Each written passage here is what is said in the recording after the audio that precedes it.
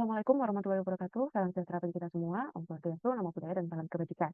Selamat pagi, siang, sore, malam, Bapak Ibu dosen penguji. Pada kesempatan ini, saya Amanda Cikrika Arasi dengan NIU 454844 akan menyampaikan presentasi terkait tugas akhir sebagai syarat pemenuhan gelar sarjana dengan penelitian yang berjudul Pengukuran Kinerja Rantai Pasok Makanan pada Bisnis Makanan dan Minuman dalam Pengelolaan Food Loss dan Food Waste dengan dosen pembimbing skripsi yaitu Bu Rika Fatimah, MSc, PhD yang selama ini telah membimbing penyusunan skripsi saya. Selanjutnya, penyampaian penelitian akan saya sampaikan dalam 5 bagian, yaitu pendahuluan, lalu dilanjutkan dengan landasan teori dan pinjaman pustaka, yang ketiga ada metodologi penelitian, keempat analisis dan pembahasan, dan terakhir adalah simpulan. Dan selanjutnya, pendahuluan memiliki beberapa bagian, diantaranya latar belakang, rumusan masalah, pertanyaan dan tujuan penelitian, manfaat dan kontribusi penelitian, dan juga ruang lingkup dan batasan penelitian. Selanjutnya terkait latar belakang, saat ini dunia memiliki beberapa permasalahan lokal maupun global, salah satunya keberlanjutan rantai pasok makanan. Hal ini terjadi seiringnya berjalannya waktu, populasi manusia terus bertambah dan meningkat, dan diikuti dengan peningkatan serta perubahan pola konsumsi dari konsumen di seluruh dunia. Namun dalam pemenuhan makanan atau pangan, yang perlu dipastikan adalah sumber dayanya. Namun, saat ini pun sumber daya terancam karena adanya perubahan iklim yang semakin menurun drastis. Terdapat hal yang menarik dari sisi rantai pasok makanan, yaitu sampah makanan sebagai hasil akhir dari rantai pasok makanan yang tidak bisa dimanfaatkan untuk dikonsumsi kembali oleh manusia. Menurut United Nations Environment Program pada tahun 2021, Indonesia menjadi penghasil sampah makanan terbanyak se Asia Tenggara dengan jumlah 20,93 juta ton. Terlihat bahwa di sini menjadi permasalahan yang sangat mengkhawatirkan, di mana diyakini oleh Bappenas juga bahwa periode tahun 2000 dan 2019, Indonesia membuang sampah makanan sebanyak di sekitar 115 sampai 184 kilogram per kapita per tahunnya, dengan komposisi sampah makanan yang terdiri dari 41,5% dari keseluruhan sampah yang ada di Indonesia, berdasarkan data yang diambil dari SI-BSN. Salah satu provinsi di Indonesia, yaitu Daerah Istimewa Yogyakarta, juga mengalami hal yang sama, di mana sampah didominasi oleh sampah makanan, hingga menyentuh angka 50,56% pada tahun 2023.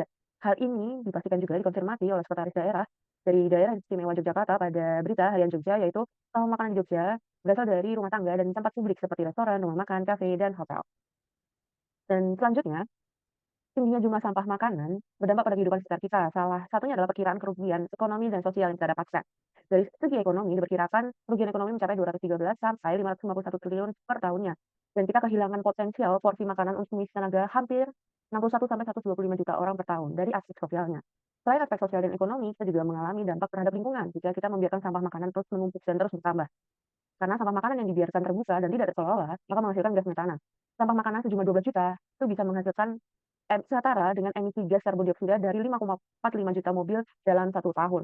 Dengan dampak yang sudah disampaikan sebelumnya, hal ini bisa diatasi bersama-sama dengan kontribusi para aktor yang menghasilkan sampah makanan tersebut. Salah satunya adalah bisnis makanan dan minuman. Dikutip melalui Luwo, bahwa bisnis makanan dan minuman ini menghasilkan sampah makanan baik dari proses produksi, yaitu dari tahap hulu hingga ke hilir pada proses konsumsi oleh konsumen. Selanjutnya, maka dengan permasalahan tingginya angka sampah makanan yang memunculkan beberapa dampak dari berbagai aspek, termasuk para aktornya seperti bisnis makanan dan minuman yang akan mengalami peningkatan biaya, baik itu penanganan sampah atau biaya kerugian atas bahan baku yang tidak terpakai atau tidak cepat terjual dan terbuang. Maka diperlukan penelitian untuk menganalisis kinerja bisnis makanan dalam mengelola bagaimana mereka mengelola aktivitas bisnis di dalamnya yang menghasilkan food loss dan food waste pada operasional setiap harinya. Dengan begitu, selanjutnya terbentuklah pertanyaan dan tujuan penelitian. Untuk pertanyaan penelitian yang pertama adalah, apakah terdapat karakteristik aktivitas yang menghasilkan food loss dan food waste pada bisnis makanan dan minuman? Dan pertanyaan yang kedua adalah, seperti apa pengelolaan kinerja aktivitas rantai pasok makanan pada bisnis makanan dan minuman? Dengan tujuan penelitian yang pertama, untuk mengidentifikasi karakteristik aktivitas yang membentuk food loss dan food waste pada bisnis makanan dan minuman. Dan yang kedua, untuk mengukur cara bisnis makanan dan minuman dalam mengelola aktivitas rantai pasok makanan masing-masing.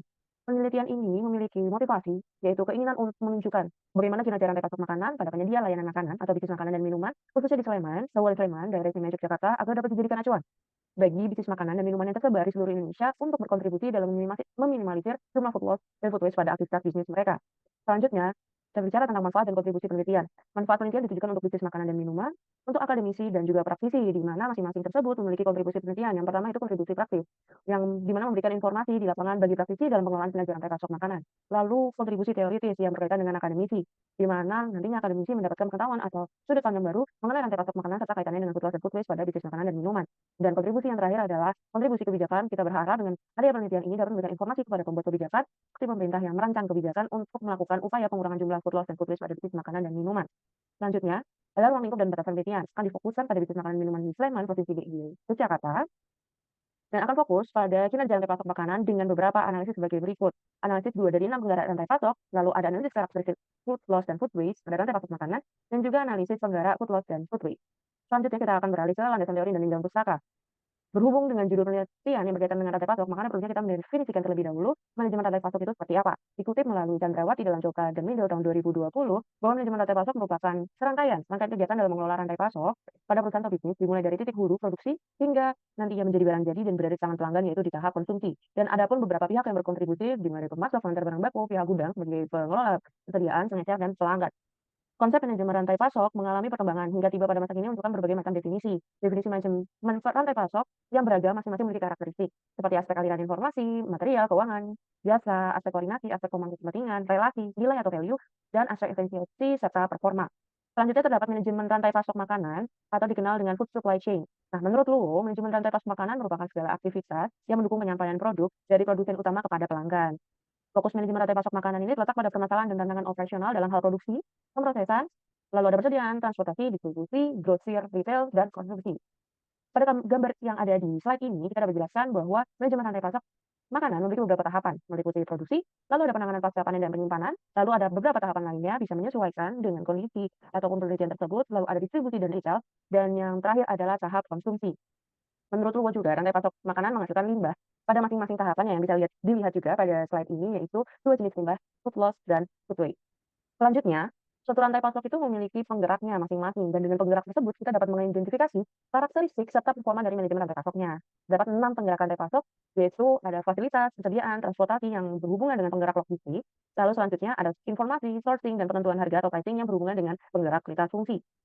Selanjutnya, terkait food loss dan food waste, kita sudah membahas ini dari awal, kita memulai presentasi ini bahwa limbah makanan terbagi menjadi dua, food loss dan food waste. Perbedaannya apa? Untuk food loss dapat dinyatakan sebagai sampah makanan yang berasal dari penurunan kuantitas dan kualitas saat pemrosesan di belakang dapur atau proses produksi. Dan untuk food waste merupakan limbah makanan yang dihasilkan pada hilir rantai pasok makanan, yaitu pada tahap konsumsi dan sudah disajikan kepada konsumen. Selanjutnya, adapun penggerak food loss dan food waste, menurut Surucu Baji dan Tuna pada tahun 2022, bahwa penggerak food loss dan food waste terdiri dari beberapa kegiatan di dalam 4 tahapan, yaitu ada produksi, pemrosesan, distribusi, dan konsumsi yang dapat menimbulkan food loss ataupun food waste yang dijelaskan di dalam tabel berikut. Terdapat aspek fasilitas hingga ada beberapa aspek atau faktor manusia yang menjalankan bisnis di dalamnya. Selanjutnya, terkait tinjauan pustaka untuk penelitian ini menggunakan dua jurnal, yaitu Surucu Baji dan Luo. Surucu Baji dengan jurnalnya mengenai peran kolaborasi sebagai aspek pemangku kepentingan dalam mengatasi food loss dan food waste, lalu Luo menyampaikan terkait pengurangan food loss dan food waste, serta skema pengoperasian rantai pasok makanan. Selanjutnya, kita akan membahas terkait kerangka penelitian yang bisa kita lihat pada slide ini. Dan selanjutnya, kita akan membahas terkait metode Floki penelitian, yaitu selanjutnya untuk metode penelitian atau desain penelitian menggunakan metode deskriptif kuantitatif atas dasar netralitas dan objektivitas, serta untuk mendeskripsikan dan menganalisis data numerik mengenai kinerja rantai pasok, makanan bisnis, makanan dan minuman di Sleman, Daerah Istimewa Yogyakarta dalam pengelolaan food loss dan food waste pada masing-masing kinerja rantai pasok bisnis makanan tersebut. Pada penelitian ini terdapat 3 variabel yang bisa kita lihat pada slide ini. Variabel yang pertama yaitu penggerak rantai pasok, persediaan dan pengadaan yang bisa diringkas menjadi PRP dan selanjutnya akan disebut dengan variabel PRP. Lalu yang kedua adalah food loss dan food waste pada rantai pasok makanan yaitu KFLW. Lalu yang variabel ketiga adalah penggerak food loss dan food waste dengan disebut VFLW. Berikut definisi operasional dan total item di masing-masing variabel dengan sumber yang digunakan. Selanjutnya, pada penentuan populasi pada bisnis makanan dan minuman di Sleman, Daerah Istimewa Yogyakarta, ada total 1.247 rumah makan dengan metode penyampaian yang digunakan adalah metode simple random sampling dengan rumus Lovin yang tertera pada slide dengan margin error 10% ditemukan 92 rumah makan sebagai minimum subjek penelitian. Selanjutnya, ada pun penelitian menggunakan questionnaire sebagai metode pengambilan data. Questionnaire menggunakan 5 skala Likert dengan skala yang paling rendah dengan nilai paling rendah yaitu tidak pernah dan yang tertinggi adalah 5 selalu. Total terdapat 32 item questionnaire dengan 1 pertanyaan isian berkaitan dengan contoh food loss dan food waste yang dihasilkan bisnis makanan dan minuman serta pemanfaatannya. Selanjutnya, uji reliabilitas setelah didapatkan, uji validitas dan reliabilitas dilakukan. Pada penelitian ini, seluruh item questionnaire dinyatakan reliable karena nilai Cronbach alpha masing-masing variabel berada di atas 0,6. Sedangkan untuk selanjutnya, uji validitas terdapat 5 variabel yang tidak valid karena R hitungnya tidak lebih dari acceptable yaitu 0,202. Selanjutnya, teknik pengumpulan data Penelitian mengumpulkan data primer melalui kuesioner dan data sekunder melalui informasi produk bisnis makanan dan minuman para responden. Adapun kriteria bisnis makanan dan minuman, yang pertama, memiliki ragam makanan dan minuman yang disajikan di tempat dan dibawa pulang. Lalu yang kedua, menerapkan kegiatan rantai pasok seperti perencanaan, pembelian, dan penyimpanan. Lalu yang ketiga, tidak membatasi terkait besar kecilnya omset usaha. Dan yang keempat, tidak terbatas oleh waktu operasional masing-masing. Lalu selanjutnya, teknik analisis data menggunakan analisis statistik seperti menganalisis hasil diagram dan diagram batang dan lingkaran terhadap hasil kuesioner masing-masing variabel. Variabel dianalisis ada ketiga variabel ini. Selanjutnya, yaitu hasil dan pembahasan. Setelah dilakukan pengumpulan data, didapatkan total responden sebanyak 95 bisnis makanan dan minuman yang berkontribusi pada penelitian ini. Dengan responden didominasi oleh laki-laki dan grafik umur didominasi oleh masyarakat umur 18 sampai 26 tahun. Dan responden yang mengisi kuesioner ini juga beragam, mencakup pemilik sebagai pengelola utama, manajer operasional maupun karyawan. Selanjutnya, kita akan beralih pada analisis masing-masing serta variabel penelitian. Sebelumnya, pada variabel penggerak rantai pasok persediaan dan pengadaan memiliki 10 item, namun 4 item di antaranya tidak valid, sehingga berikut adalah hasil rata 6 item dari variabel PRP. Salah satu item yaitu PRP 9 yang dapat kita lihat pada slide ini memiliki rata yang lebih tinggi dibanding dengan rata item lainnya, yang membuktikan bahwa sebagian besar bisnis makanan dan minuman telah melakukan pengecekan kualitas terhadap bahan baku yang diterima oleh mereka yang dikirimkan oleh pemasok. Kelima item tersebut, 5 item lainnya memiliki nilai rata-rata yang rendah di rentang 1,4 sampai 2, menunjukkan bahwa bisnis makanan dan minuman yang menjadi responden cenderung tidak pernah maupun jarang menemukan bahan baku yang tidak bisa digunakan karena bahan baku dalam kondisi tidak baik seperti rusak maupun cacat. Selanjutnya, analisis KFLW atau karakteristik food loss dan food waste. Setelah ditemukan masing-masing ratanya pada item, terbukti bahwa sebagian besar atau separuh dari total responden menemukan sampah hasil pemrosesan awal, yaitu pengupusan kulit dari pemotongan bahan baku dan sampah hasil penggorengan atau memasak. Lalu ditemukan bahwa dari beberapa macam food loss dan food waste, buah-buahan memiliki rata yang paling rendah, dikarenakan tidak banyak bisnis makanan dan minuman yang menyediakan atau menggunakan buah-buahan sebagai bahan makanan dan minuman mereka. Lalu menariknya pada variabel ini, kita mendapatkan inti utama pada slide selanjutnya. Nah, kita dapat lihat di sini bahwa menariknya, pada variabel ini kita mendapatkan inti utama bahwa rata bisnis makanan minuman dalam menemukan sampah hasil konsumsi pelanggan yang dapat digunakan kembali lebih kecil dibandingkan yang tidak dapat digunakan kembali. Selanjutnya adalah analisis penggerak food loss dan food waste di bisnis makanan dan minuman atau variabel PFLW. Berdasarkan hasil ratanya ditemukan bahwa standar estetika pada slide selanjutnya pada saat penyajian makanan memiliki rata yang lebih tinggi dibandingkan dengan yang lainnya. Sebagian besar responden memilih opsi yang menunjukkan bahwa mereka sering atau selalu menyadari bahwa makanan dan minuman yang disajikan memiliki standar estetika seperti hiasan pada makanan dan minuman, baik dapat dimakan maupun tidak dapat dimakan. Selanjutnya, berdasarkan hasil analisis tersebut, dapat disimpulkan bahwa yang pertama, berdasarkan hasil penelitian, bisnis makanan dan minuman itu sudah menerapkan manajemen rantai pasok sesuai dengan teori Cooper dalam ahli, yaitu perencanaan, pengawasan bahan baku, serta aktivitas logistik internal dan eksternal. Lalu yang kedua, manajemen rantai pasok makanan sesuai dengan teori pada Vidotto, yaitu mencakup perencanaan pembelian dan penyimpanan, serta melakukan pengecekan dan penanganan bahan baku secara layak. Dan juga karakteristik food loss dan food waste di setiap tahap rantai pasok mulai dari pemrosesan hingga konsumsi akhir sesuai dengan teori pada Parfit et al. Tahun 2010. Dan sebagian besar bisnis ini sesuai dengan isian pertanyaan pada kuesioner bahwa 52 responden mengelola food loss dan food waste dengan cara yang bermanfaat seperti sisa makanan digunakan kompos, pakan ternak, atau pakan hewan peliharaan. Lalu yang terakhir, walaupun beberapa item pada penggerak rantai pasok persediaan dan pengadaan tidak valid, terutama dalam pengecekan batas waktu pakai atau ketepatan pengiriman, namun penelitian tetap dapat menjelaskan pemantauan persediaan dan kualitas bahan baku dengan item yang masih ada dan valid. Selanjutnya, kita akan masuk ke alur rantai pasok makanan dengan penggerak food loss dan food waste yang sudah dimodifikasi dengan tahapan tertentu pada rantai pasok makanan sesuai dengan penggerak food loss dan food waste-nya, melakukan adaptasi dari jurnal Luo. Selanjutnya, kita beralih pada simpulan. Simpulan memiliki inti, yaitu kita mencapai 2 tujuan penelitian pada penelitian ini, yaitu tujuan penelitian pertama adalah mengidentifikasi karakteristik aktivitas yang membentuk food loss dan food waste pada bisnis makanan. Tujuan penelitian tersebut dicapai dengan menganalisis tahapan rantai pasok makanan melalui karakter masing-masing food loss dan food waste, dan food loss food waste pada aktivitas pasokan makanan tertentu yang disampaikan oleh Parfit.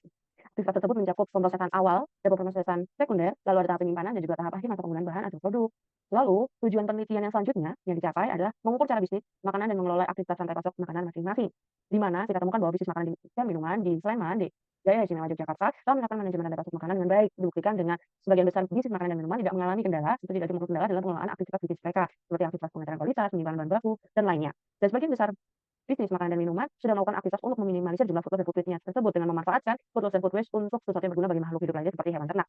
Selanjutnya, tidak menutup kemungkinan suatu penelitian itu memiliki keterbatasan penelitian, termasuk penelitian ini. Pada penelitian ini, keterbatasannya adalah kita belum bisa menyediakan data spesifik jumlah food loss dan food waste sebanyak apa yang dihasilkan oleh masing-masing bisnis makanan dan minuman, karena masing-masing bisnis tidak mengukur atau menimbang sampah yang dimiliki mereka. Saran untuk penelitian serupa di masa depan adalah para peneliti dapat mempertimbangkan untuk mempersiapkan tentang sampah sendiri terkait jumlah food loss dan food waste, dan juga bisa berkoordinasi dengan pihak pengambil food loss dan food waste seperti pihak TPS, tempat pembuangan sampah, sebagai subjek penelitian pelengkap untuk memastikan jumlah food loss dan food waste yang diambil pada masing-masing bisnis makanan dan minuman itu seberapa banyak.